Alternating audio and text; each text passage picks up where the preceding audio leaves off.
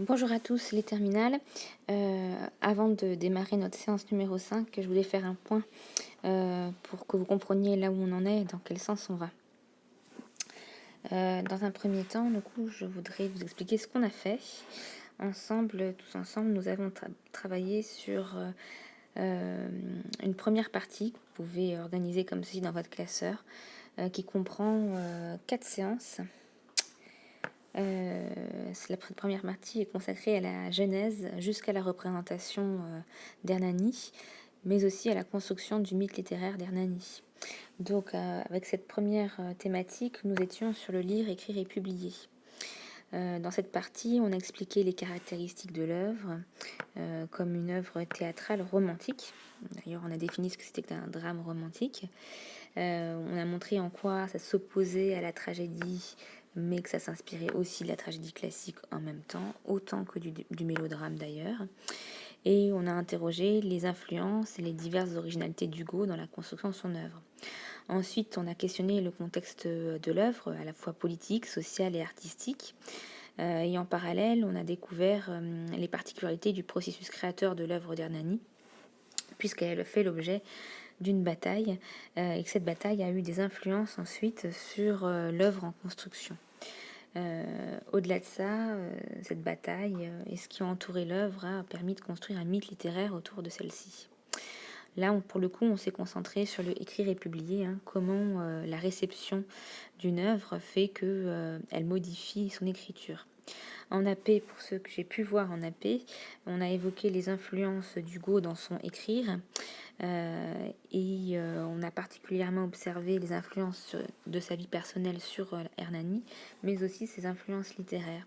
Sachant que Hugo, je l'ai dit à vos camarades pour ceux qui n'étaient pas présents, n'a pas tant lu d'œuvres de théâtre, mais il s'est plutôt déplacé au théâtre.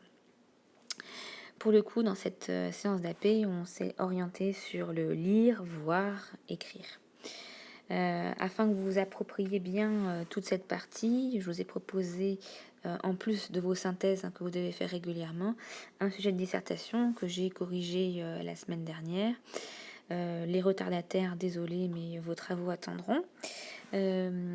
Et on s'est posé la question de la jeunesse d'Hernani. Est-ce que c'était une œuvre de la jeunesse, une œuvre pour la jeunesse, etc. De fait, j'ai commenté vos plans et j'ai évalué un axe développé. Nous allons donc entrer dans la partie numéro 2 du cours, où il va être question des personnages d'Hernani, ce qui va nous permettre de reposer la question du classicisme et du romantisme. On va se poser la question de l'héroïsme de nos personnages. Est-ce que ce sont des héros classiques? Est-ce que ce sont des héros romantiques? Et finalement, au-delà de tout ça, on va réfléchir aux personnages hugoliens d'une manière générale. Donc, cette partie va s'articuler en 2 séances, en 5 séances 6. Donc la séance 5 aura lieu cette semaine. La séance 6 la semaine prochaine. Vous aurez une capsule par semaine. Alors, en quoi ça va consister? D'abord, on va s'interroger sur les personnages et leur caractère éventuellement héroïque, au regard des codes de la tragédie classique, mais aussi au regard des codes du drame romantique, qui ne sont pas les mêmes.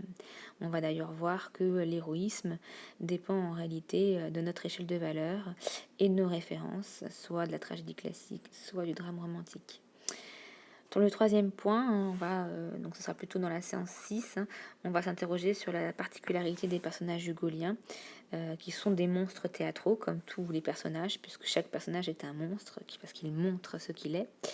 Ce sont donc des personnages très identifiables sur scène, mais comme ils sont des personnages hugoliens, ils sont assez particuliers, puisque en réalité, un personnage ne se suffit pas à lui-même, et plusieurs personnages représentent en réalité un collectif humain. C'est pourquoi on verra apparaître la notion de double et de complémentarité dans l'œuvre. Pour s'approprier le cours, en plus de vos synthèses, je vous propose de faire des fiches personnages, comme dans La Princesse de Montpensier. Je vous propose de fonctionner de la manière suivante. On va faire 3 grands groupes, 3 grandes communautés, à l'intérieur desquelles on va trouver 4 binômes. Donc ça nous fait ça nous fait donc 24 élèves. Éventuellement, si on arrive à faire ça, on connectera chaque gros groupe sur Discord pour entendre les travaux. Dans tous les cas, je vous demande de réaliser à travers le fichier joint et à travers mes explications dans la deuxième capsule de la séance 6, je vais vous demander de vous inscrire d'abord en gros groupe et ensuite de commencer à travailler sur le fichier joint que d'ailleurs je tendrai à vous donner dès la fin de cette capsule même. Alors, dans cette partie, on va observer en quoi nos personnages peuvent être des héros au regard du classicisme, donc de la tragédie classique et du drame romantique. Avant toute chose, sachez que vous allez peut-être devoir prendre note sur certaines parties. J'ai fait des zones de texte quand il faut prendre note. Et surtout, vous allez sans doute devoir annoter.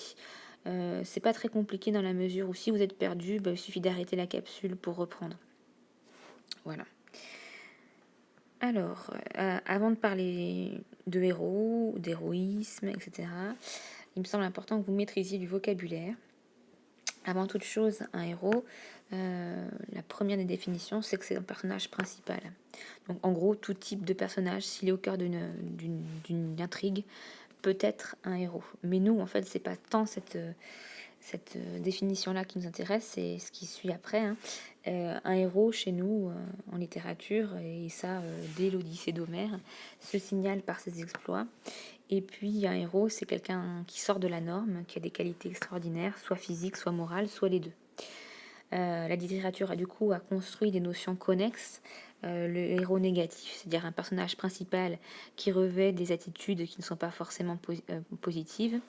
Le héros positif, et puis enfin l'anti-héros, c'est-à-dire un personnage qui ne cherche pas pour lequel le narrateur ne cherche pas à nous faire miroiter un quelconque héroïsme. À ce titre, qu'est-ce que ça veut dire l'héroïsme ? L'héroïsme, c'est ce qui correspond à l'idéal du héros ou de l'héroïne. Généralement, dans l'héroïsme, on entend un comportement exemplaire qui consiste le plus souvent à effacer son individualité au profit des autres et au profit d'une certaine forme d'altruisme notamment, comme par exemple dans n'importe quelle tragédie classique, un héros va tendre à effacer sa passion au profit de son devoir. Troisième point, l'héroïsme, c'est une qualité portée à son extrême. Donc on peut faire preuve d'un extrême sens du sacrifice, d'un extrême sens du courage. C'est ce qui renvoie au caractère extraordinaire du héros. Dans tous les cas, en fait, ce que vous devez retenir, c'est que quoi qu'il en soit, le héros, l'héroïne, l'héroïsme, ce sont des notions mouvantes qui dépendent des mouvements dans les époques. Donc, c'est-à-dire, là où nous allons travailler sur le classicisme et le romantisme. Vous verrez que le classicisme et le romantisme n'ont pas les mêmes représentations du héros. Mais aussi, vous avez le droit, vous-même, d'avoir vos propres représentations et de vous figurer vous-même ce que c'est qu'un héros. Alors c'est parti pour la première partie de ce cours. Est-ce que nos personnages d'Hernani sont des héros classiques ? Voilà. Alors dans un premier temps, on va essayer de croire que oui. Donc on va observer leur caractère héroïque en fonction de la tragédie classique. Et au premier abord, quand on prend les personnages les uns après les autres, on peut dire que par exemple Don Ruy Gomez a les atours d'un personnage qui pourrait être un personnage de tragédie classique, puisqu'il a un grand sens de l'honneur, ce vieillard. D'ailleurs, il va accomplir fidèlement les règles d'hospitalité et de protection. Par exemple, quand Hernani va se présenter à sa porte en tant qu'inconnu, puis ensuite en tant qu'Hernani, et qui va le protéger contre Don Carlos. De la même manière, Don Ruy Gomez va aider Hernani à accomplir sa vengeance et donc ne va plus poursuivre Hernani, et au contraire va l'aider. Donia Sol, est un autre personnage qui pourrait avoir des accents tragiques du point de vue de la tragédie classique, puisque dans son amour, elle se dévoue totalement à Hernani, elle est très fidèle, donc sa passion amoureuse est assez exacerbée, ce qui pourrait nous permettre de dire que effectivement, Donia Sol pourrait être une héroïne tragique au sens classique du terme à cause de sa passion démesurée pour Hernani. Ensuite, Hernani lui-même pourrait être un personnage typique de la tragédie classique dans la mesure où il a un certain sens de l'honneur, lui aussi, puisque sa trajectoire, ou du moins jusqu'au 4e acte, va être liée au sens de l'honneur, puisqu'il voudra venger son père. C'est une vengeance qui au départ fait passer la passion de côté pour Hernani. Il lui semble plus important de venger son père avant d'accomplir son amour pour Donia Sol. Enfin, Don Carlos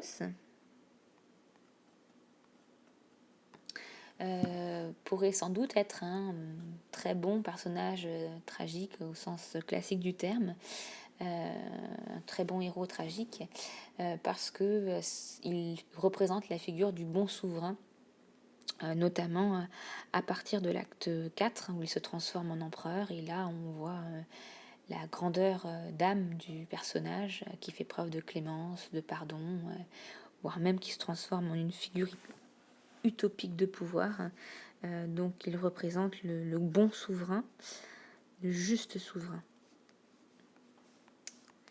Voilà, alors si on s'en tient là, effectivement, ici on est assez schématique, et, oui, nos personnages sont héroïques au sens classique du terme. Mais il y a un mais. Effectivement, vos personnages ont des qualités héroïques qui sont visibles, mais bien souvent, elles sont pondérées par des revirements de leur part, notamment chez Hernani, évidemment. Et puis on peut remarquer que les personnages d'Hugo manquent de constance dans leur qualité. Au-delà de cela, ce sont des personnages complexes. Pardon, je me suis trompée de page. Au-delà de cela, ils manquent de vraisemblance.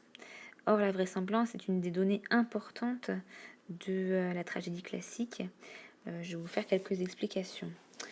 Don Carlos, par exemple, construit sa figure de grand empereur, comme on vient de le dire, et en construisant sa figure de grand empereur, il parle à l'ombre de Charlemagne.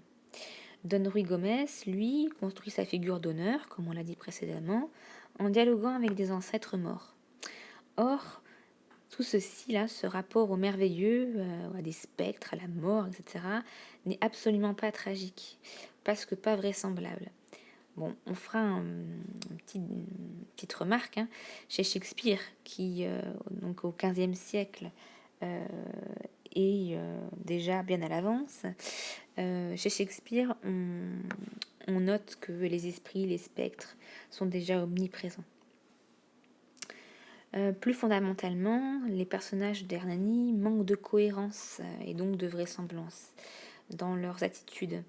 Donia Sol, qui est la grande amoureuse, apparaît au début comme une dévergondée, ce qui est largement, ce qui est très loin d'un héros classique. Elle invite un homme dans sa chambre à l'acte premier, et puis à la dernier acte, elle menace son oncle violemment avec un poignard. Don Ruy Gomez lui-même, c'est l'image de l'honneur qu'on pourrait retrouver dans le Cid, mais en même temps, il se conduit comme un vieux barbon de comédie, puisqu'il est incapable à l'acte 1 de contrôler sa jalousie, il jette son chapeau par terre, sa toison, puisqu'il se rend compte que Donia Sol, qui lui est normalement toute consacrée, est amoureuse d'un autre ou que d'autres la convoitent. En ce qui concerne Don Carlos,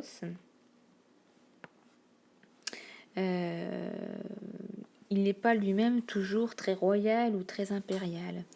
On avait dit qu'il représentait la figure du bon souverain à la fin, mais souvenez-vous, Au tout début de l'œuvre, il est très loin de cette figure-là. Il est violent. Il est violent quand il cherche à enlever Donia Sol. C'est quelqu'un qui ne se gêne pas pour utiliser la compromission. Il cherche à soudoyer la duègne de Donia Sol pour la laisser entrer dans la chambre de celle-ci. Et puis il fait du chantage à Don Ruy pour avoir Donia Sol à la place d'Hernani quand Don Ruy cache Hernani chez lui, par sens de l'honneur.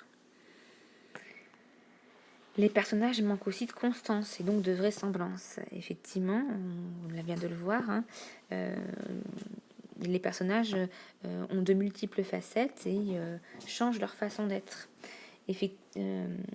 Par exemple, Don Carlos passe de roi bandit, d'un homme qui est complètement frivole, coureur de jupons, rancunier, cruel, sans principe, qui dénigre la vieillesse et la tradition, qui se moque du politique et des élections à venir pour l'empereur. Et là, il va devenir tout d'un coup un empereur qui va prôner la clémence, qui va presque être un visionnaire, qui porte de grandes utopies politiques. Alors évidemment, quand on passe de cette représentation du personnage-là à la dernière vision qu'on a de lui, on peut imaginer que le public du 19e siècle, comme nous-mêmes, moi c'est ma première réaction que j'ai eue, on peut se dire que ces personnages-là sont peu crédibles parce que peu constants. Hernani lui-même, à l'acte 4, tout d'un coup, oublie l'idée de venger son père. Au contraire, qu'est-ce qu'il va privilégier? Il va privilégier... pardon, je me suis trompée de couleur. Il va privilégier de récupérer ses titres, de devenir un courtisan modèle aux yeux de Don Carlos, et puis d'aimer Donia Sol. Alors, c'est assez surprenant, puisque je vous ferai remarquer que à l'acte 1 et à l'acte 2, il laisse de côté Donia Sol sous prétexte qu'il doit venger son père. D'ailleurs, vous pouvez retenir une citation qui est intéressante, qui montre cette fugacité, cette inconstance des personnages. C'est « Oh, ma haine s'en va, je n'ai plus que de l'amour dans mon âme ». Troisième personnage qui est très inconstant aussi, c'est Donia Sol elle-même, puisque si on observe le dernier acte, elle a une attitude très versatile vis-à-vis de son oncle. Elle passe des menaces au poignard à l'effondrement total. « Ah, je tombe à faux pieds, ayez pitié de nous, grâce hélas, monseigneur, je ne suis qu'une femme. » Enfin, le personnage Don Ruy lui-même, tout d'un coup, se trouve prêt à renoncer de se venger d'Hernani au profit de tuer le grand souverain Don Carlos. Dans le manuscrit de départ, il était même prévu que Don Ruy laisse Donia Sol à Hernani, tout ça pour avoir l'honneur et l'avantage de tuer le souverain. Donc, toutes ces inconstances pour le public du 19e siècle font que les personnages apparaissent comme des fous, en fait. Ce sont de jeunes fous ou de vieux fous, ce que vous préférez, mais il manque de logique pour un spectateur qui est habitué aux tragédies classiques. Pourquoi ce ne sont pas non plus des héros à proprement parler au sens classique du terme? Parce que nos héros manquent de bienséance et donc de noblesse. Or, un personnage tragique, un héros tragique classique doit faire preuve de noblesse dans son rang, évidemment, mais aussi dans son attitude. Quelques exemples encore. Donia Sol insulte le roi au deuxième acte. Elle lui dit « Non, le bandit, c'est vous ». Et elle lui rétorque aussi « Sont cela les exploits dont le roi fera bruit ». Don Carlos, je vous le rappelle, est très loin de sa noblesse quand, à l'acte 1, il est enfermé dans un placard. C'est très loin d'une figure de souverain. Don Ruy lui, a un langage un peu décalé quand il évoque le mariage avec Donia Sol, puisqu'il a un langage de son séducteur, alors que c'est un vieux monsieur jaloux. Enfin, Donia Sol elle-même cultive cette absence de bienséance. Dès le vers 41, au moment où elle retrouve Hernani, elle lui dit, elle devrait lui faire une belle déclaration, et en même temps qu'elle lui fait une belle déclaration et que lui en fait une aussi, elle lui parle de météo. Hein. Jésus, votre manteau ruisselle, pardon, il pleut donc bien. Par ailleurs, nos personnages alternent entre comique et tragique, alors que normalement, des héros tragiques ne sont que tragiques, dit-on. Alors, je mets de grands guillemets là-dessus, puisque quand on observe les tragédies de Corneille, qui est un auteur plutôt baroque que classique quand même, on voit bien que de temps en temps, il y a quelques accents comiques dans les tragédies aussi. Hein. C'est un peu schématique de s'arrêter là. Donc, mais pour ce mélange des registres qui est normalement absolument pas possible dans la tragédie classique, on peut citer Don Carlos, qui au départ apparaît comme un personnage de vaudeville caché dans un placard. Ensuite, il apparaît comme un méchant qui va tenter d'enlever Donia Sol. Après, il apparaît comme un souverain de tragédie à l'acte 3. Et enfin, à l'acte 4, il apparaît comme le grand empereur d'une pièce historique. Donia Sol, au départ, apparaît comme une jeune première. On a l'impression qu'on est dans une comédie. Ensuite, on est dans un mélodrame puisqu'elle devient une victime d'un méchant. Dans l'acte 3 et l'acte 4, elle devient une héroïne tragique pour tout son sacrifice au profit pour sa passion amoureuse. Et à la fin, elle devient un mélange de tout ça. C'est assez particulier.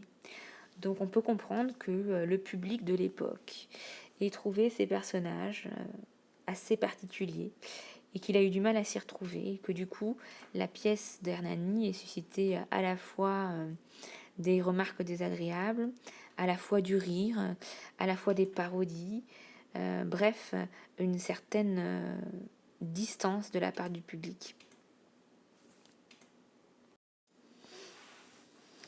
Bien, alors si ce ne sont pas totalement des personnages tragiques des héros tragiques au sens classique du terme, alors nos personnages deviennent sans doute des héros théâtraux romantiques en puissance. Le héros romantique commence à naître avec Victor Hugo.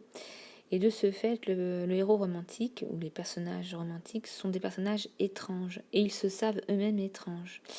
Ce sont des personnages très loin du manichéisme des héros de la tragédie classique, c'est-à-dire qu'on n'est ni tout noir, ni tout blanc, ni pour quelque chose, ni totalement contre quelque chose. À ce titre, il y a une belle citation de la part de Nonori Gomez qui dit « On est jaloux, on est méchant, pourquoi ? Parce que l'on est vieux, parce que beauté, grâce, jeunesse dans autrui, tout fait peur, tout menace, parce que l'on est jaloux des autres et honteux de soi, dérision. » Le personnage romantique et le héros romantique n'est pas un être totalement parfait. D'ailleurs, on peut rappeler quelques petits éléments sur le héros romantique. Au moins 3 grandes caractéristiques. Le héros romantique, c'est généralement un héros qui est marginal. Il est en dehors de la société. Souvent, c'est un personnage qui est incompris des autres. Et on en parlera tout à l'heure, souvent nos personnages ne reflètent pas la même image auprès des autres personnages que pour eux-mêmes. Il y a donc un conflit dans l'identité du héros romantique. Ensuite, le héros romantique est un personnage qui souffre. Il est en souffrance. Il est en quête d'identité. Je vais l'expliquer, hein, son identité n'est pas tout à fait aussi claire que celle des héros tragiques. Et c'est souvent un héros qui est du coup perturbé, en quête. Alors ça change complètement la donne avec le héros classique. Votre héros romantique est souvent aussi un solitaire. C'est lié à sa marginalité. Hein.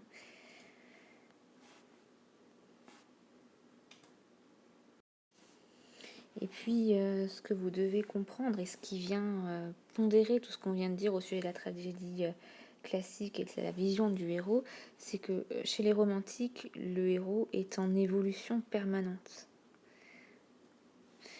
Et donc, du coup, on va accepter que le héros passe d'un stade à un autre, qu'il évolue littéralement, qu'il soit capable de se sublimer, alors qu'il est un héros qui fait preuve de bassesse au départ. Alors, pour poursuivre avec ce sentiment de marginalité et de souffrance, les personnages romantiques de notre pièce sont conscients de leurs faiblesses, ils sont conscients de leur imperfection. Je vous ai mis une citation, hein. On va rire de moi, soldat Zamora, et quand je passerai tête blanche, on rira. Ce n'est pas vous, du moins, qui rirez.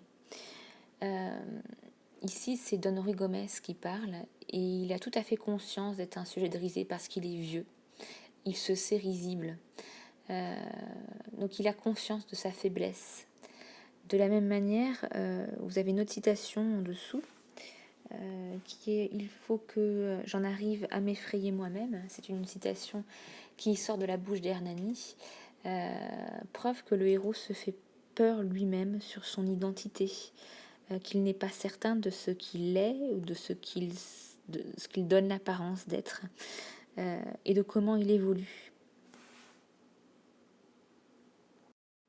Et donc assez logiquement, les personnages d'Hugo ne sont pas des personnages ce sont des personnages qui ne sont pas ce qu'ils paraissent. Pour reprendre l'idée avec Don Ruy Gomez passe pour un vieillard et rien d'autre aux yeux de Hernani, mais pas qu'aux yeux de Hernani, aux yeux aussi de Don Carlos, et aussi aux yeux de Donia Sol. Elle n'en veut pas, c'est un vieux croulant, il est hors de question. En plus, il est trop proche de sa famille, mais bref, il est vu comme un vieillard et il est catalogué ainsi. Alors que quand on réfléchit bien, avec un peu de distance, ce personnage a beaucoup de qualités. Pour rebondir sur ce qu'on a dit précédemment, on voit que nos personnages sont en constante évolution. Ils sont complexes, ils ne sont pas si manichéistes qu'un personnage de tragédie classique. Et comme ils sont complexes, ils apparaissent non pas vraisemblables, mais ils sont plutôt véritables. On a cette envie de vérité au XIXe siècle, parce qu'on a conscience que l'être de chacun, notre identité, c'est pas une identité unique et si facile à comprendre. C'est la raison pour laquelle chez Hugo, on a la notion d'ambivalence. Et nos personnages vont alterner successivement pour montrer cette réalité, cette vérité entre le sublime, ce que l'humain peut faire d'extraordinaire, et le grotesque, ce que l'humain peut faire de plus bas. Dans la préface de Cromwell, Hugo reprend cette idée, cette volonté de vérité de l'être. Il dit que il faut être conscient de cette dualité de chaque individu, notamment parce que l'humain est à la fois chair et esprit, à la fois matériel et spirituel. Et donc il y a dans cette idée que le spirituel aurait trait bien sûr au sublime, le matériel, la chair, aurait trait au grotesque. Et il estime qu'en fait il faut arriver, pour dire la vérité sur l'homme, à conjuguer les deux. Donc de cette remarque découle une exigence de vérité, à conjuguer les deux bords de l'être humain, ce qui crée une nouvelle conception de la beauté.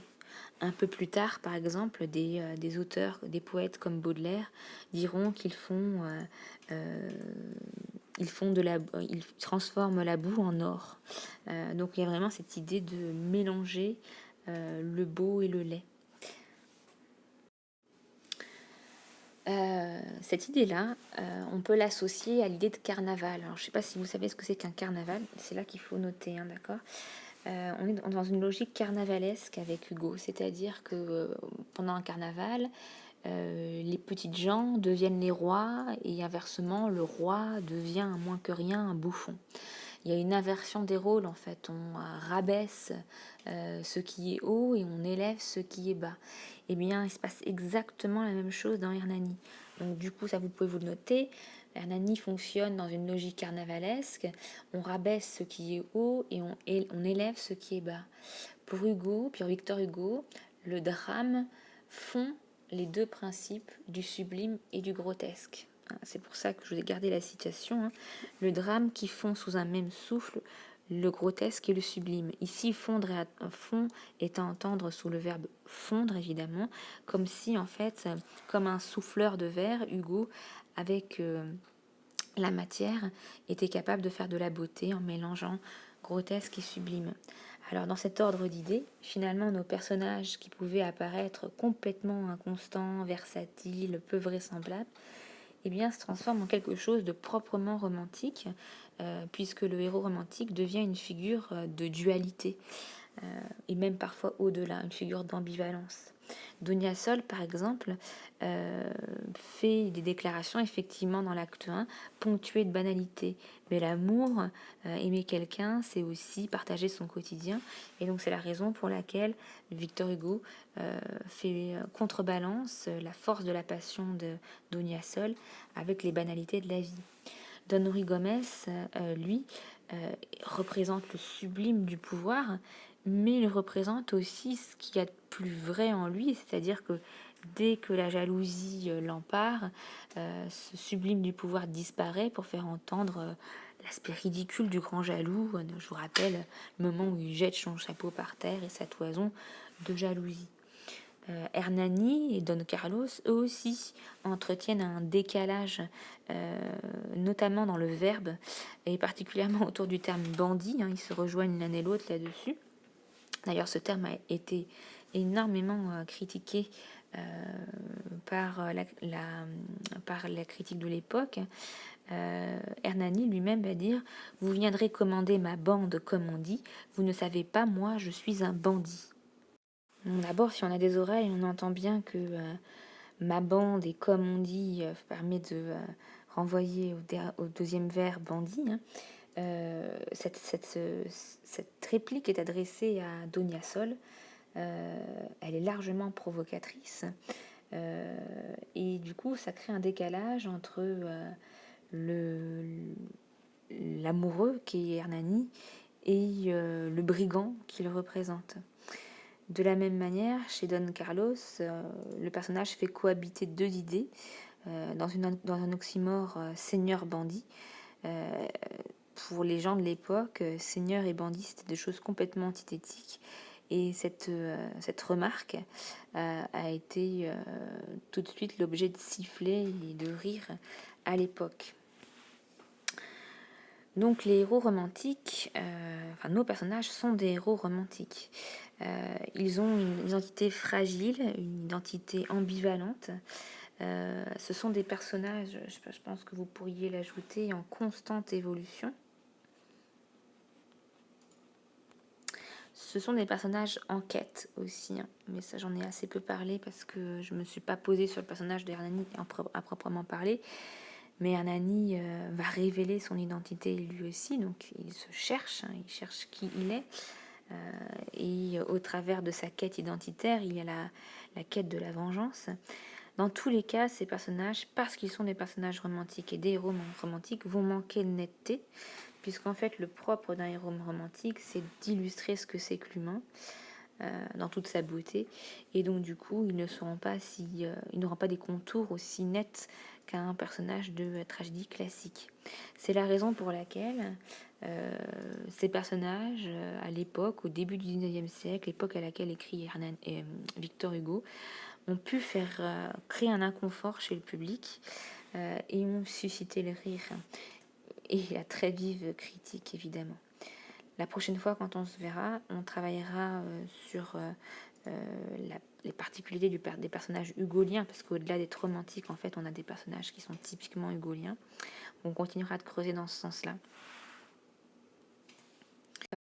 Juste pour que vous sachiez à quelle chose vous allez manger, pour vous approprier le cours et puis que vous puissiez faire votre petite sauce aussi, je vais vous demander donc du coup de choisir l'un des 4 héros de notre œuvre, à savoir soit Don Carlos, soit Don Ruy Gomez, soit Hernani, soit Donia Sol.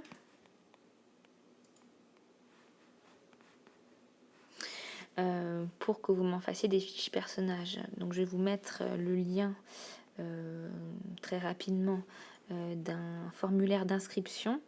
Il faut que vous travailliez à deux, c'est mieux, d'accord? Donc faire une fiche A2 sur ces personnages-là. Donc je mettrai le lien de la fiche en question, je mettrai le lien de la fiche inscription via un drive. Vous inscrirez, je vous inviterai. Chaque groupe de personnages formera une communauté de lecteurs qui partagera.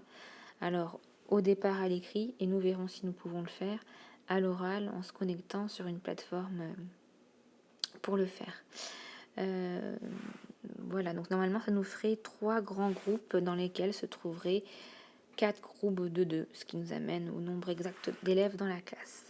Alors, je vous laisse réfléchir, vous avez le temps, je vous mets en lien ce qu'il faut pour vous inscrire, vous verrez ça, vous verrez apparaître cela sur vos messageries, ne vous inquiétez pas. Je vous souhaite une bonne fin de journée, je vous rappelle que c'est important de synthétiser tout ce qui s'est dit, même si le cours est déjà tout tapé, je le sais. Donc pensez à le faire au fur et à mesure. Et commencez à travailler sur vos personnages.